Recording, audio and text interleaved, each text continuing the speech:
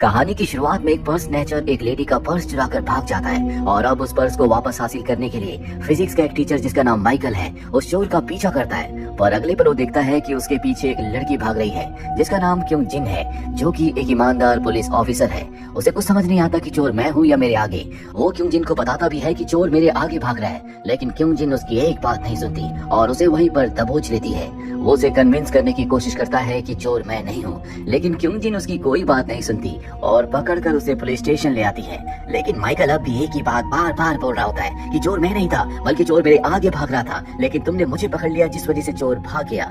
इसके बाद वो उसे अपनी आईडी दिखाता और बताता है कि मैं गर्ल्स स्कूल में फिजिक्स का एक टीचर हूँ, मैं उस चोर का स्केच बना सकता हूँ, पर तुम्हें इसके लिए मुझे मौका देना होगा। लेकिन अब भी क्योंग जिन को उसकी बातों पर विश्वास नहीं हो रहा होता, इसीलिए कुख्यात चोर के साथ वो उसका चेहरा मिलाने की कोशिश करती है।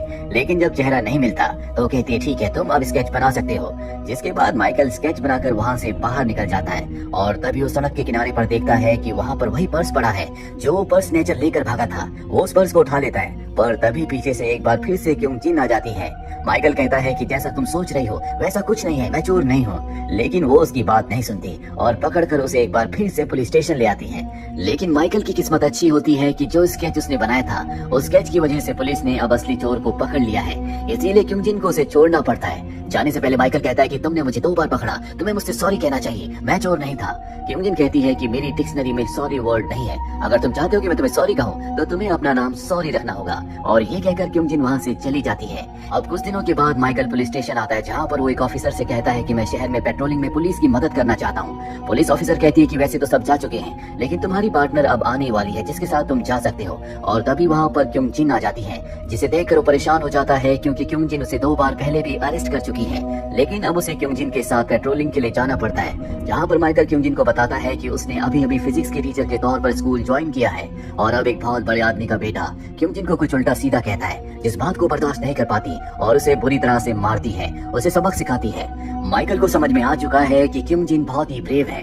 अब ये पेट्रोलिंग के लिए आगे जाते हैं, जहाँ पर क्योंग जिन देखती है कि 2 लोग आपस में ड्रग की डीलिंग कर रहे हैं। वो माइकल से कहती है कि हमें इनमें से एक का पीछा करना होगा और इनकी पूरी गैंग को पकड़ना होगा। माइकल कहता है कि मुझे घर जाना है, मैं घर जाना चाहता हूँ, पर उसके पास जो हथकड़ी होती है उसका वो एक हिस्सा अपने हाथ में और दूसरा हिस्सा माइकल के हाथ में लॉक कर देती है। और अब माइकल मजबूर है उसके साथ जाने के लिए।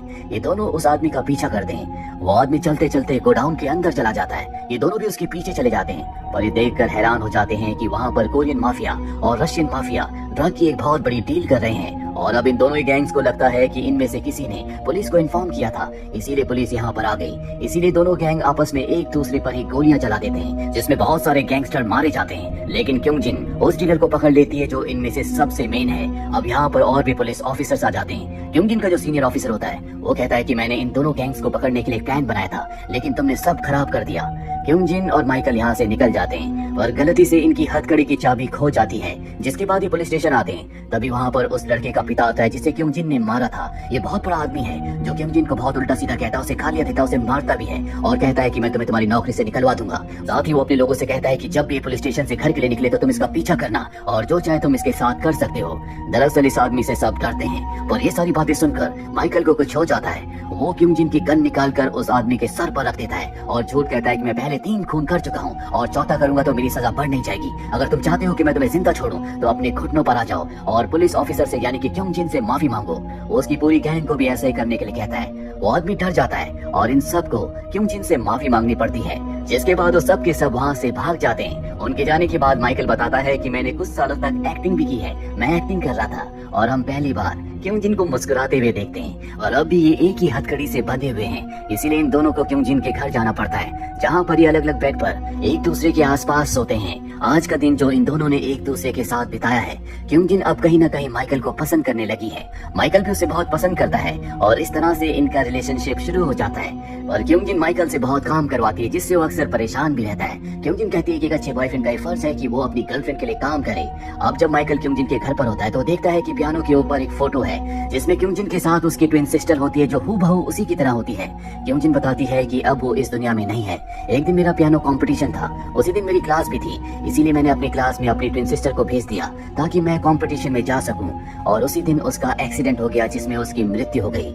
ये बताते बताते वो बहुत ज्यादा इमोशनल हो जाती है। वो माइकल से पूछती है कि तुम भी मुझे अपने अतीत के बारे में बताओ। माइकल कहता है कि मुझे अपने हाई स्कूल की एक ही बात याद है, जब मैं अपने दोस्तों के साथ ट्रिप पर गया था जहाँ पर हमने एक फोटो भी क्लिक किया था। अब ये दोनों घर का सामान सेट कर रहे होते हैं क्योंकि क्योंजिन ने अभी अभी इस फ्लैट में शिफ्ट किया है जहाँ पर माइकल कागज का एक प्लेन बनाता है जिससे वो क्योंजिन को मारता है। इसके बाद ये डिनर करते हैं और माइकल अपने घर वापस चला जाता है। ये दोनों के दोनों ज्यादा से ज्यादा वक्त एक दूसरे के साथ बिताते हैं। ये दोनों बहुत खुश हैं। अब एक दिन क्योंजिन माइकल के स्कूल जाती है लेकिन वो स्कूल में नहीं होता और तभी माइकल वहाँ पर एक सफेद रंग की जीप लेकर आता है और कहता है कि मैं गाड़ी लेने गया था, मैं चाहता हूँ कि हम दोनों एक ट्रिप पर जाएं। ये सुनकर क्योंजिन बहुत खुश हो जाती है और अब ये दोनों उस जीप से पहाड़ों पर जाते हैं जहाँ पर माइकल बहुत खुश होता है। वो क्योंजिन से कहता है कि मुझे हवा बहुत पसंद है, मैं इस हवा की तरह आजाद होना चाहता हूँ। मरने के बाद मैं चाहूंगा कि मैं हवा बन जाऊँ। अगर मैं इस दुनिया में ना रहूँ तो तुम अपने आसपास की हवा को जब भी महसूस करो तो समझ लेना कि वो मैं ही हूँ। अभी रात को वही गांव के घर में रुकने का फैसला करते हैं जहाँ पर ये लकड़ियों से आग जलाकर खाना बना रहे होते हैं। ये दोनों एक दूसरे के साथ बहुत खुश हैं, एक दूसरे से बहुत प्यार करते हैं। हालांकि इन दोनों का नेचर बहुत अलग है। यहाँ पर माइकल क्योंजिन को किस करने की कोशिश करता है लेकिन क्योंजिन उसके होठों पर एक गरम गरम कोयला लगा देती है जिससे माइकल को बहुत दर्द होता है। माइकल कहता है कि तुम्हें मुझे सॉरी कहना होगा। वो कहती है कि मैं तुम्हें सॉरी उसी दिन कहूंगी जिस दिन तुम अपना नाम सॉरी रख लोगे। इसी तरह हंसते खेलते हंसी मजाक करते इनकी ट्रिप खत्म हो जाती है और अब ये अपने घर के लिए वापस निकल जाते हैं। बहुत तेज बारिश हो रही होती है और तभी ऊपर चट्टानों से पहाड़ों से एक पत्थर गिरता है जो इनकी जीप पर लगता है और इनकी जीप पानी में गिर जाती है। माइकल बेहोश हो जाता है। क्योंजिन उसे पानी से बाहर लाती है और CPR देकर उसे बचा लेती है। इन दोनों की जिंदगी में सब कुछ अच्छा चल रहा है। जहाँ पर एक तरफ माइकल अपने स्कूल में बिजी है वहीं दूसरी तरफ क्योंजिन शहर के अपराधियों को पकड़ती है। अब एक दिन वो शहर के बहुत बड़े एक मर्डरर का, एक गैंगस्टर का पीछा करती है और उसी दौरान वो माइकल को कॉल भी करती है। वो कहती है कि मैं एक बहुत बड़े अपराधी का पीछा कर रही हूँ। उसकी आवाज में थोड़ा डर होता है। माइकल हमेशा उसकी मदद करता है इसीलिए वो भी उस जगह पहुंच जाता है जहाँ पर वो अपराधी है। यहाँ पर क्योंजिन के साथ एक और ऑफिसर होता है। ये दोनों के दोनों उस जगह पहुंच जाते हैं जहाँ पर वो अपराधी है। अपराधी के सामने अब माइकल भी है। क्योंजिन अपराधी के ऊपर गोली चलाती है लेकिन उसकी गोली मिस कर जाती है और ठीक उसी वक्त उसके साथ का जो ऑफिसर होता है वो भी अपराधी के ऊपर गोली चलाता है लेकिन वो गोली गलती से माइकल को लग जाती है जिस वजह से माइकल की मृत्यु हो जाती है।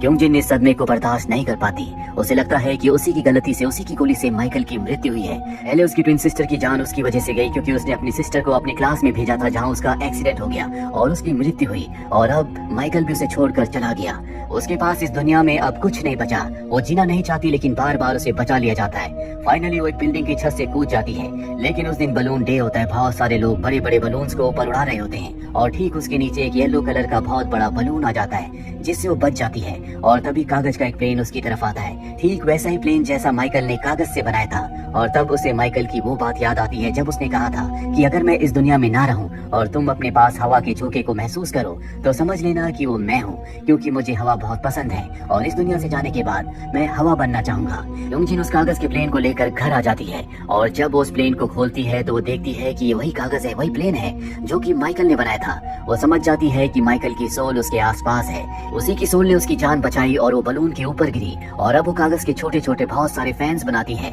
ताकि जब भी उसके आसपास माइकल हो तो इन फैंस के घूमने की वजह से उसे पता चल जाए। अब क्योंजिन अपने काम पर वापस चली जाती है जहाँ पर वो बहुत बहादुरी से बिना मौत के डर से कई अपराधियों को पकड़ती है। ये देखकर सभी पुलिस ऑफिसर्स हैरान हो जाते हैं लेकिन उसके दिल में खामोशी है। वो माइकल को बहुत याद करती है। अब अगले दिन जब वो पियानो के सामने बैठी होती है, जिस पियानो को उसने तब से प्ले नहीं किया जब से उसकी सिस्टर की मृत्यु हुई है, वो देखती है कि वहाँ पर एक लेटर है जो कि माइकल ने उसके लिए पहले छोड़ा था जिस पर लिखा होता है कि मैं तुम्हें एक बार फिर से पियानो बजाता हुआ देखना चाहता हूँ। और अब वो माइकल की आखिरी इच्छा को पूरा करती है, वो उस पियानो को प्ले करती है। अब अगले दिन क्योंजिन को उस ऑफिसर से मिलवाया जाता है जिसकी गोली से माइकल की मृत्यु हुई थी लेकिन इस ऑफिसर ने ये बात किसी को नहीं बताई थी और आज भी क्योंजिन को यही लगता है कि उसकी गोली से माइकल की मृत्यु हुई है। अब क्योंजिन को पता चल जाता है कि वो क्रिमिनल कहाँ पर है जिसको पकड़ते हुए माइकल की मृत्यु हुई थी। वो उसका पीछा करती है और एक पार्किंग में पहुंच जाती है जहाँ पर लगातार वो उस पर कई सारी गोलियां चलाती है लेकिन तभी पार्किंग में एक छोटे बच्चे का पेम्बुलेटर आ जाता है और अब जब वो आगे बढ़ती है तो पिलर के पीछे छुपा हुआ आता है जिसके बाद वो क्योंजिन को गोली मार देता है। पर इससे पहले कि वो यहाँ से निकलता यहाँ पर वही ऑफिसर आ जाता है जिसकी वजह से माइकल की मृत्यु हुई है और ये ऑफिसर इस क्रिमिनल को मार देता है। क्योंजिन बहुत ज्यादा जख्मी होती है, उसे हॉस्पिटल ले जाया जाता है जहाँ पर उसका ट्रीटमेंट किया जाता है। उसकी हालत बहुत ज्यादा खराब होती है, वो मौत की दहलीज पर खड़ी है और तभी वो अपनी कॉन्शियसनेस में माइकल को देखती है। वो माइकल का पीछा करती है और कहती है कि तुम जिंदा हो। माइकल कहता है कि नहीं, मैं जिंदा नहीं हूँ, मैं इस दुनिया से जा चुका हूँ, तुम जिंदा हो और तुम्हें अब जीना होगा। इसके 3 दिन के बाद क्यों जिन को होश आता है, वो ठीक हो चुकी है। वो देखती है कि खिड़की से बाहर एक कागज का प्लेन उड़ रहा है। वो समझ जाती है कि ये माइकल का एक मैसेज है।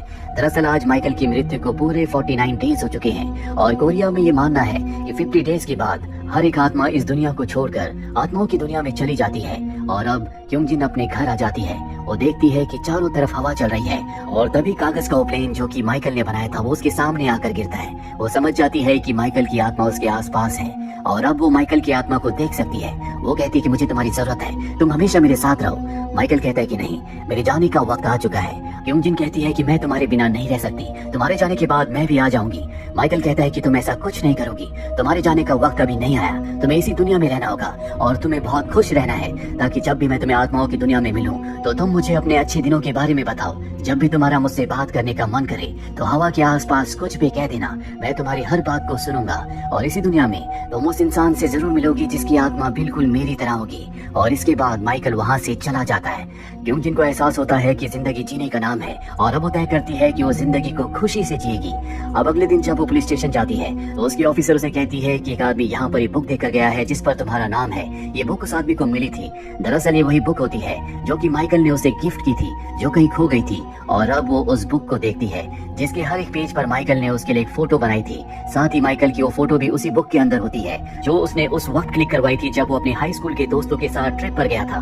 क्यों जिन फोटो को ध्यान से देखती है और ये देखकर हैरान हो जाती है कि फोटो के पीछे वो अपनी फ्रेंड्स के साथ ग्रुप में खड़ी है, क्योंकि उसी वक्त वो भी अपने फ्रेंड्स के साथ ट्रिप पर गई थी। और अब क्यों जिन को एहसास हो जाता है कि वो और माइकल हमेशा आसपास थे और आज इस दुनिया से जाने के बाद भी माइकल उसके साथ है। तभी हवा का एक झोंका आता है जिसमें उसे माइकल की आवाज सुनाई देती है। वो कहता है कि याद है मैंने तुम्हें कहा था कि तुम एक ऐसे इंसान से मिलोगी जिसकी आत्मा बिल्कुल मेरे जैसी होगी और आज वही दिन है, तुम उस इंसान से जरूर मिलोगी। और अब क्यों जिन रेलवे स्टेशन की तरफ भागती है क्योंकि वो उस आदमी से मिलना चाहती है जो ये बुक यहाँ पर छोड़ कर गया है। वो रेलवे स्टेशन पर पहुंच जाती है लेकिन उसे आसपास कोई नहीं दिखता और तभी एक ट्रेन उससे टकराने वाली होती है कि एक लड़का उसे पीछे खींच लेता है। हवा का झोंका चलता है और माइकल उसके कान में कहता है कि ये वही है जिसके साथ तुम्हें जिंदगी में आगे बढ़ना होगा, मैं हमेशा तुम्हारे आसपास ही रहूंगा। और अब क्यों जिन उस लड़के को देखती है, उसे देखकर उसकी आंखों में आंसू आ जाते हैं क्योंकि मरने के बाद भी माइकल आज भी उसके साथ है, उसका मार्गदर्शन कर रहा है। इसीलिए कहा जाता है कि सच्चा प्यार कभी नहीं मरता। और इसी के साथ ये फिल्म, ये कहानी यहीं पर खत्म हो जाती है। उम्मीद करते हैं कि ये कहानी आपको पसंद आई होगी।